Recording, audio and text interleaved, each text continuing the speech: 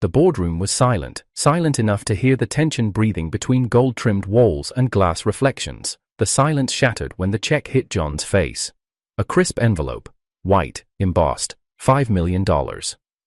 "I've made it easy for you," Sophia said, her voice sharp, like the heels echoing across the marble. "This marriage was always strategic. You knew that. Now we're done. No hard feelings." John didn't speak, not even a twitch. Across from him, Sophia sat like a queen on her boardroom throne, flanked by legal advisors and her smirking secretary, Ryan, who leaned too comfortably against the wall, arms crossed, sleeves rolled up like he'd won something. The room was full of people, executives, legal heads, interns pretending not to stare, but Sophia made the announcement like a headline. "Our 2-year alliance is officially over. John has been compensated generously." A few chuckles, some forced nods, and one audible gasp when John picked up a pen. He didn't look at her. He didn't look at Ryan. He didn't even blink as he signed the papers with perfect, rehearsed precision. The same signature he'd once used on the loan documents that saved her company from going under. 2 years ago, when creditors circled Sophia's empire like vultures, John had walked in with quiet eyes and a funeral insurance check from his late parents. No hesitation, no strings, no prenup. He had offered her stability when she was sinking. She had offered him a contract marriage in return. Now she offered $5 million. John pressed the pen down one last time. The divorce was official. "That's it?" Ryan asked, voice dripping in smugness. "No grand speech, no breakdown, at least cry a little, man." John stood, still no words. He adjusted the sleeves of his black dress shirt, simple, threadbare at the cuffs, unlike the luxury suits around him, and looked at the check once more. $5 million was generous for betrayal, generous for a placeholder, generous for a ghost. But in Sophia's world, everything had a price tag, even silence. He folded the check slowly, neatly, and placed it inside his coat pocket. Then he reached for the other thing he'd kept on him all these years. A soft, worn notebook, brown leather, cracked at the edges. His father's writing still lived inside. Grocery lists, quotes from old philosophers, a sketch of the childhood home they'd lost to debt. John turned to leave. His steps didn't echo, his exit didn't warrant applause, but everyone noticed that he didn't glance back, not even once. Sophia watched him go, unreadable. She had expected resistance, tears, anger, something. Not this eerie calm. Ryan leaned in toward her and whispered, "Guess he finally got the memo." But John wasn't gone. Not really. He took the private elevator, rode it down 58 floors, stepped into the dusk of the city. He could still hear her voice from the boardroom, calculated, cold, full of power, the same voice that used to tremble when she whispered that she needed him. He pulled the train ticket from his wallet. One way. Back to the countryside station that hadn't seen him in 5 years, where his parents were buried, where the soil still remembered him. A black cab pulled up. He didn't pause, not for the skyline, not for the tower that had once been saved in his name, not for the woman who had signed him away like a vendor. He got into the cab, holding only 3 things, a divorce check, a worn notebook, and the ticket to the life he had sacrificed. Sophia had dismissed him publicly, but John had decided his worth privately, long ago.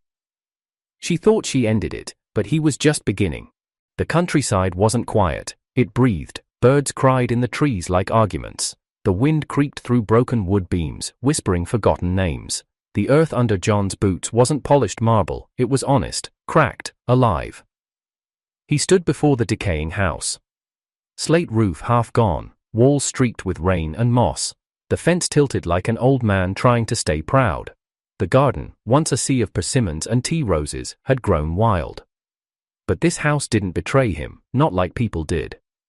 He set his bag down, nothing designer, just a canvas duffel and one folded jacket. Inside were 3 things, the check Sophia threw at his face, his parents' leather-bound notebook, and a printed spreadsheet of passive income from Blue Sky Systems, the tech firm he'd silently backed during the crypto crash. He could have stayed in the city. He could have moved to a penthouse 10 blocks from Sophia's firm and outbid her for every building she set eyes on. But he didn't. That wasn't his war. His war was peace.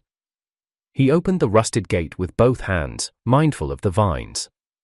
Stepping into the broken front porch, he breathed in the dust and rot and memory. And for the first time in years, his chest didn't feel tight. The city had carved him into a ghost. Here, he could breathe again. The repairs took weeks. He didn't hire contractors, he bought tools. He patched the roof one panel at a time, kneeling under the sun, hands blistered, shirt clinging to his back. He planted rows of lettuce and herbs in the old garden plot. He cleaned the rust from the kitchen faucet and replaced the pipes himself. There was no audience, no praise. But every screw he turned, every floorboard he repaired, every vegetable sprouting from dirt, felt more real than anything Sophia ever gave him. She had given him power in name only. A husband on paper. A silent shadow by her side. In her world, love was currency, and John had always known the price. Flashback, 2 years ago.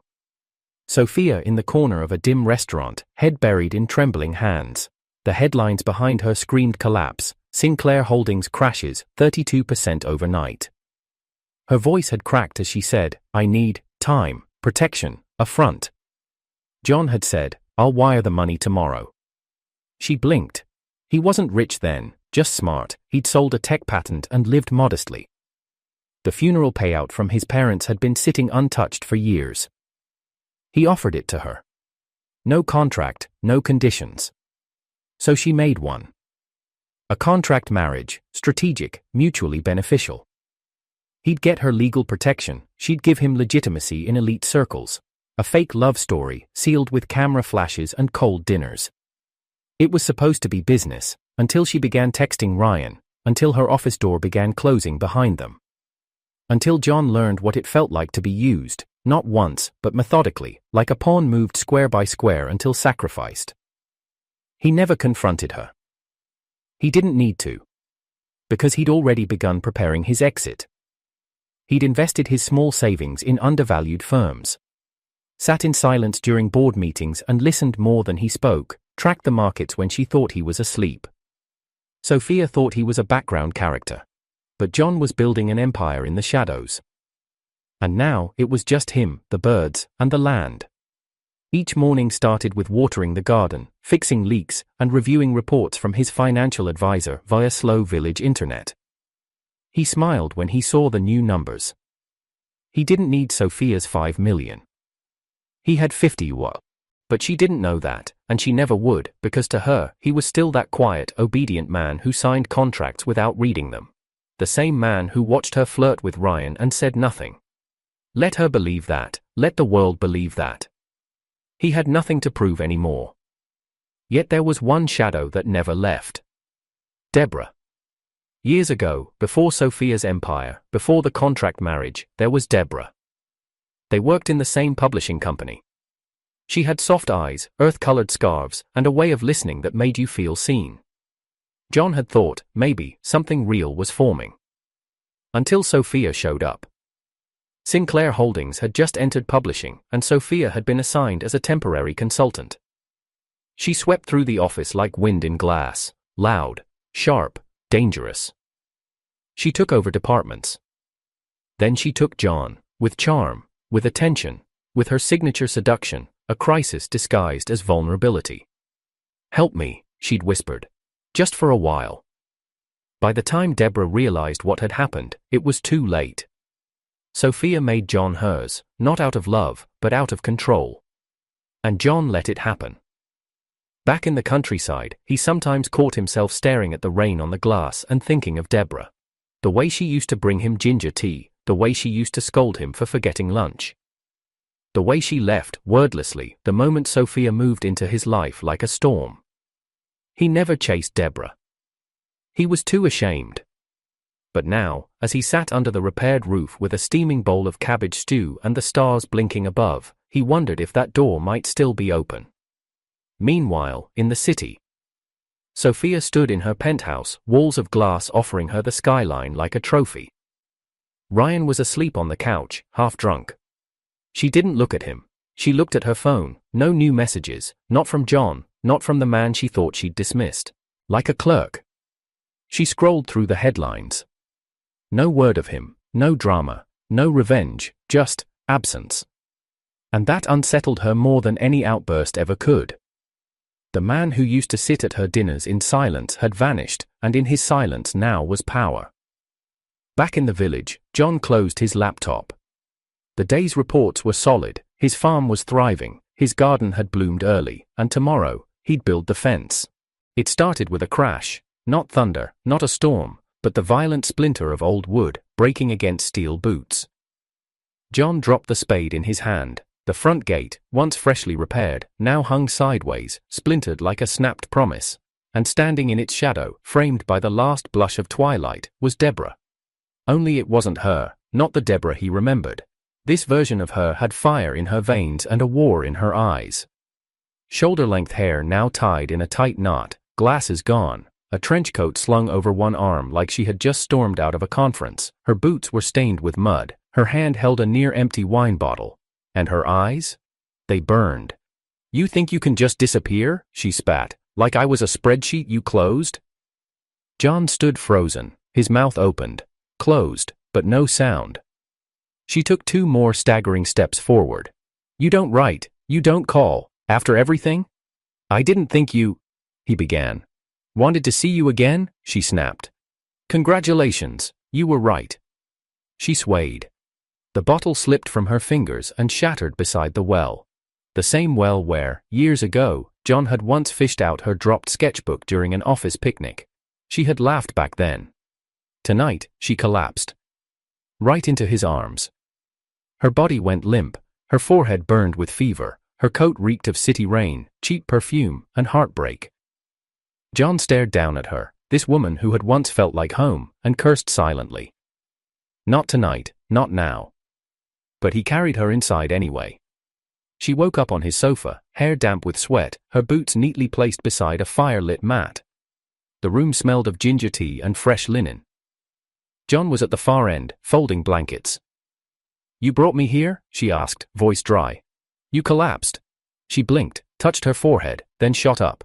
"You undressed me. You were burning up. I removed your coat. No thing else." Silence. Thick, tense. She looked down, still wearing her blouse, though wrinkled, still wearing her pants. But it didn't stop the anger boiling in her. "Isn't this convenient?" she sneered. "I drink, I collapse, you get to play the savior again." John's eyes narrowed. "I'm not playing anything." "You always play, John." She rose to her feet. "You play the martyr, the investor, the quiet, humble man who sacrifices everything but disappears when things get real." He flinched. "You helped me once," she continued. "Years ago. When I was choking under debt and the academic board wanted me gone. You bailed me out. Then you vanished. No explanation, no goodbye. Like I was a project you'd finished." Her voice cracked, but her stance didn't. "And now look at you. Out here in the countryside, brooding in silence, pretending you don't care while you collect pity like it's currency." John's jaw tightened. "You think I'm pretending?" "I think you don't even know what caring looks like anymore." That hit harder than he expected. He turned toward the window, where the garden shimmered under moonlight. The same garden he'd planted by hand. The same land that never asked for explanations or apologies. Deborah's voice softened. Just barely. "Why didn't you tell me?" He didn't turn. "I thought, you'd be better without me." Silence. Then she laughed, bitter, cold, shaky. "You know what's worse than heartbreak, John? Being forgotten without even the dignity of a reason." His head dropped, but then, so did her defenses. She moved toward the fireplace and slumped onto the floor, pulling the blanket over her knees. "I didn't come here to scream," she said after a while.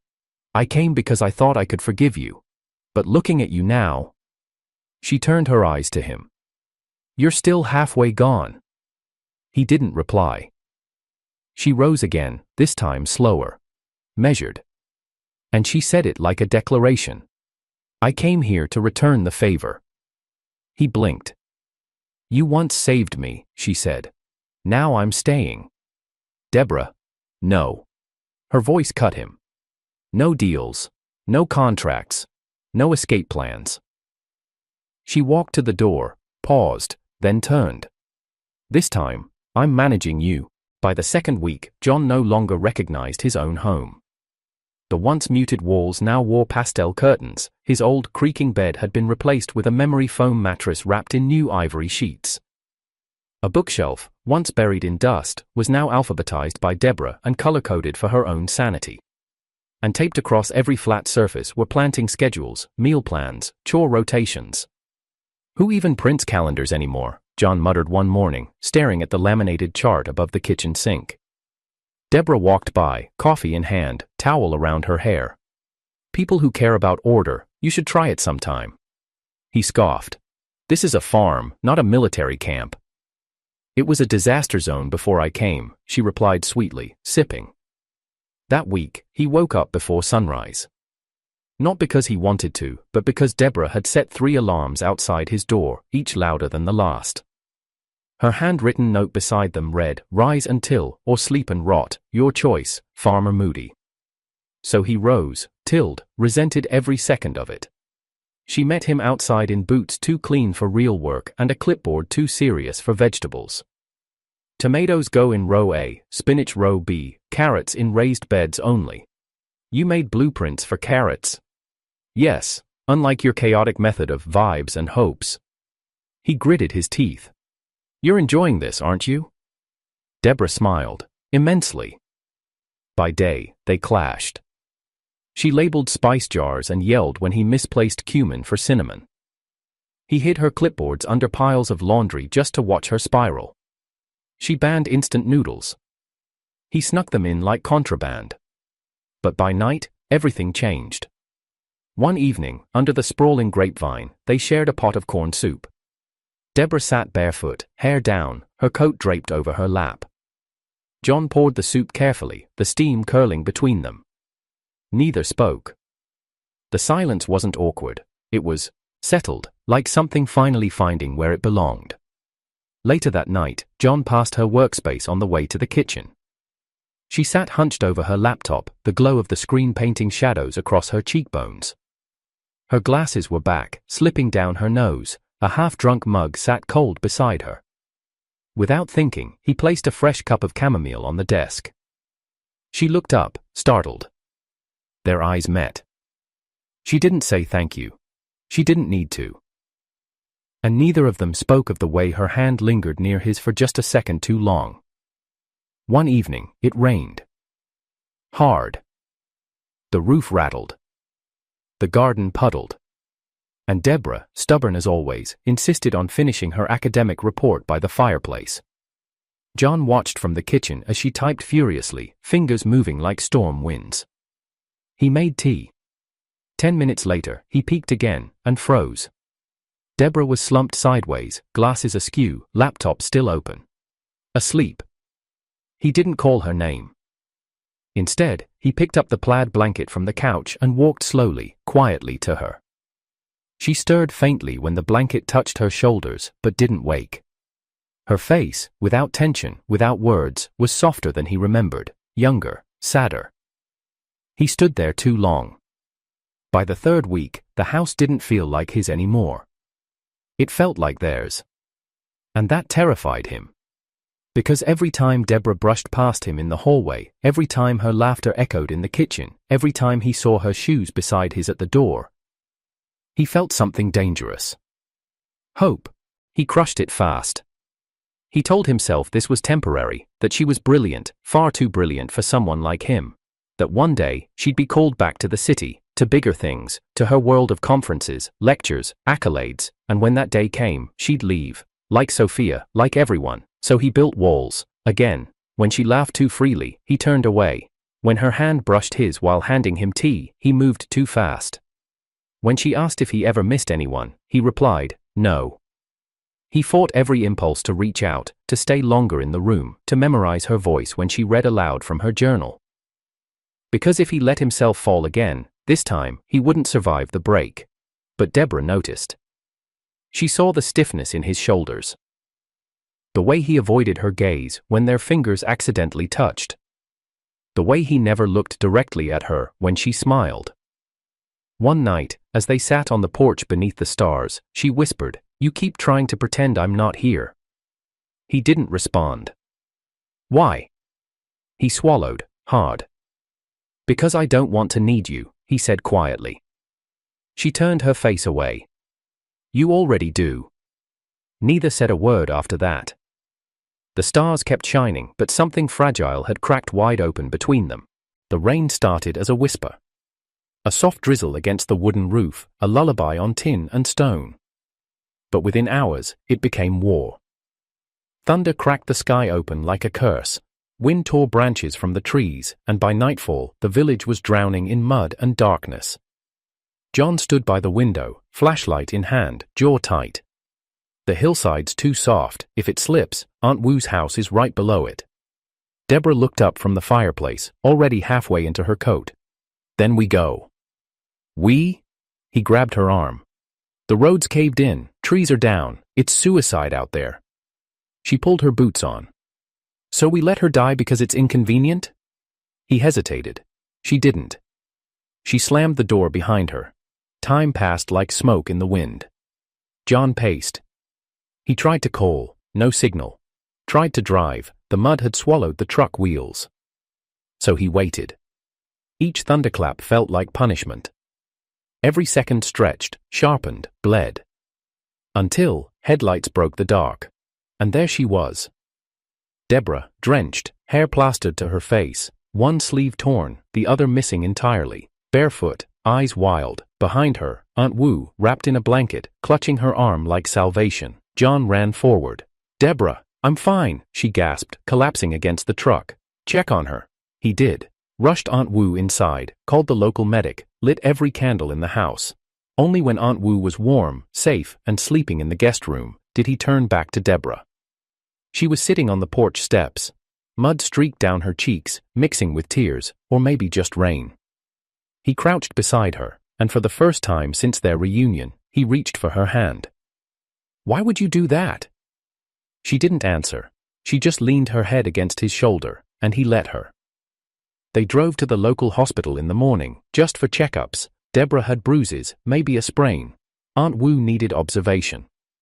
John held Deborah's hand in the waiting room. He didn't care who saw, but then, she walked in.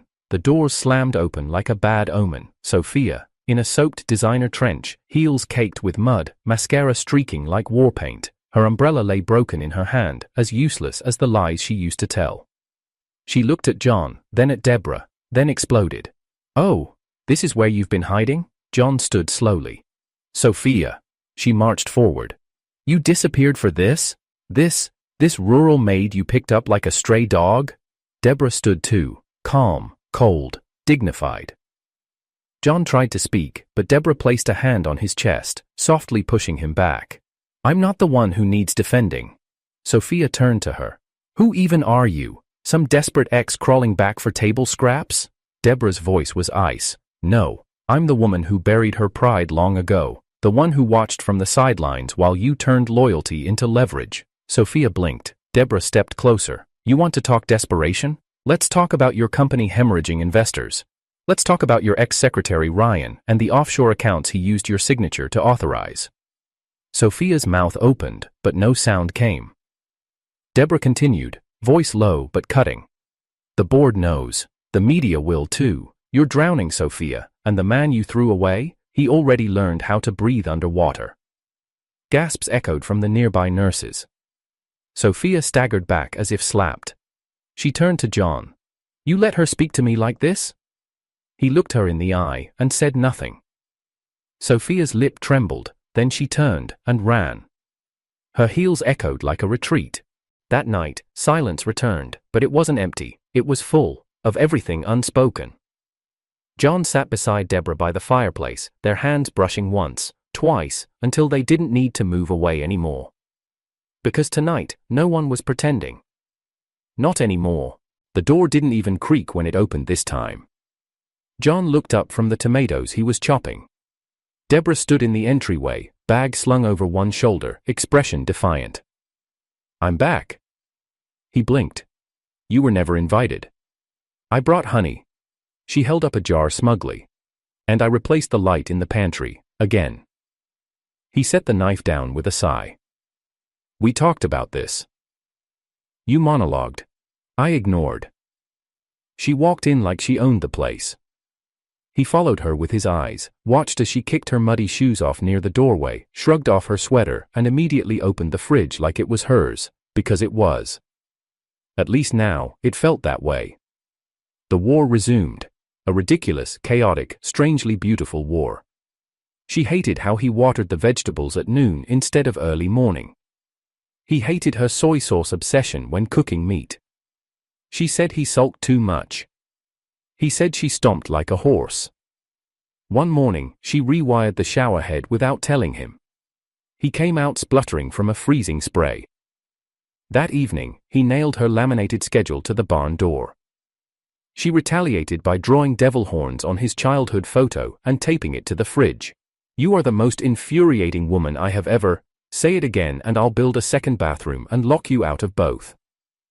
But somewhere between the bickering, he began waking earlier, just to watch her tie her hair in the mirror. She began cooking simpler meals because he smiled more with his mouth full. He fixed the attic leaks at night while she worked downstairs. She started washing his clothes without asking. And one night, as they sat at the dinner table in silence, sharing pickled radishes and miso soup, John realized something terrifying. Peace had started to look like her. It all boiled over one evening. A late-night argument about debt. It started small, a joke about who owed who for the ensoir. You heater. But it spiraled. "You think money fixes things," she snapped, slamming her cup down. He frowned. "No, I think it prevents problems." She stood. "It doesn't, it just changes the flavor of the pain." "And what flavor is this?" he asked, voice low. "Bitter," she whispered, "because you never let anyone in."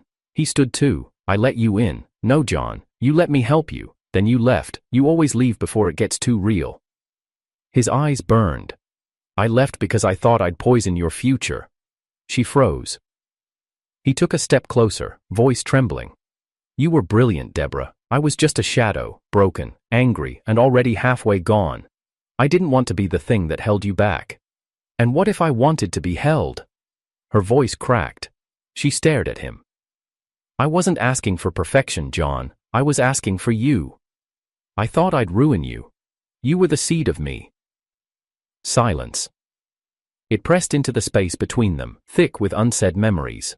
Then, slowly, he reached for her hand. She didn't pull away. Instead, she stepped forward, into him. Her forehead rested against his chest. His hands trembled as they came to rest at her waist.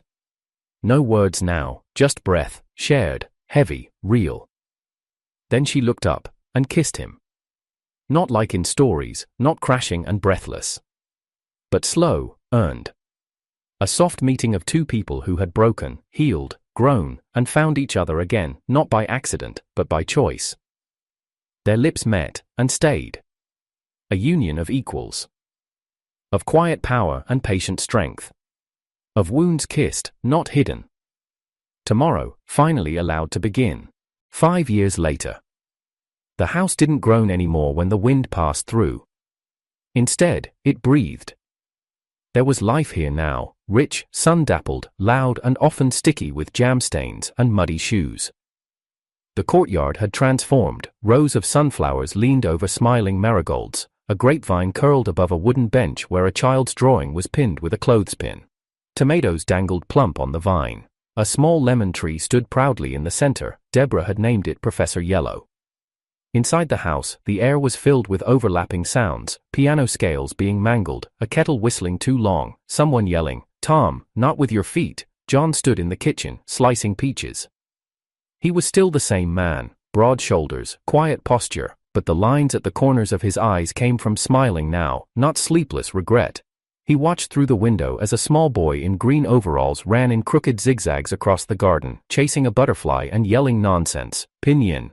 Ma, the bug's learning characters better than me." Deborah didn't look up from her laptop. Maybe because the bug doesn't skip stroke order. Tom pouted dramatically. "Even Dad said strokes are optional." John chuckled as Deborah glared through the screen door.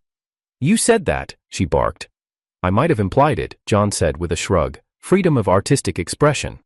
He writes dragon with 5 strokes. He's advanced." Tom beamed. Deborah threw her pen across the table. Their life was messy, chaotic, perfect. Deborah still worked remotely, now a published author of several award-winning papers. Her field, cognitive computation and rural learning methodologies. Inspired, ironically, by Tom's tantrums and the villagers' odd logic. John mostly managed their investments from a tablet he pretended not to use. His biggest move, quietly acquiring shares in a national supercomputing lab, not for power, but to store weather models so he could predict the best tomato harvests. He never told Deborah. Until she accidentally found out. It was a Thursday afternoon. She was looking for an old recipe. Instead, she found a folder labeled, "To DB, use if I die." Curious, she opened it. Inside, documents, legal filings, investment portfolios, ownership shares. One name caught her eye. Tianyun Supercomputing Consortium. She blinked. She clicked. She saw his name under shareholders. Her face went pale. "John?" "Mm-hmm," came his lazy voice from the courtyard, where he was half asleep in the hammock, fanning himself with a newspaper. "What the hell is this?" He peeked one eye open. "Oh, that? Yeah, I meant to tell you. You own a national research facility?" He stretched. "Tiny slice, less than controlling, calm down. Why would you need that much computing power, for farming? I wanted to help you run your neural mesh simulations faster." She blinked. He winked. "Didn't you say you'd manage me? Well, good luck." She marched over and smacked the newspaper out of his hands, then paused, glared, narrowed her eyes. "Draw my bath." He raised a brow. "Is that a request or an academic threat?" "Both." He stood up and walked toward the hose with a grin. Later that evening, their small house flickered with golden lamplight. Tom lay asleep on the couch, arms sprawled, drooling on a picture book titled The History of Seeds. Deborah sat cross-legged on the floor, scribbling equations on her tablet. John returned from the kitchen, holding a plate of watermelon slices. They didn't speak. They didn't need to. Somewhere between the faded wood floors, the smell of garlic, and the distant echo of frogs outside, John looked around and realized this wasn't the life he'd planned, it was better. A son with wild pinion and even wilder opinions.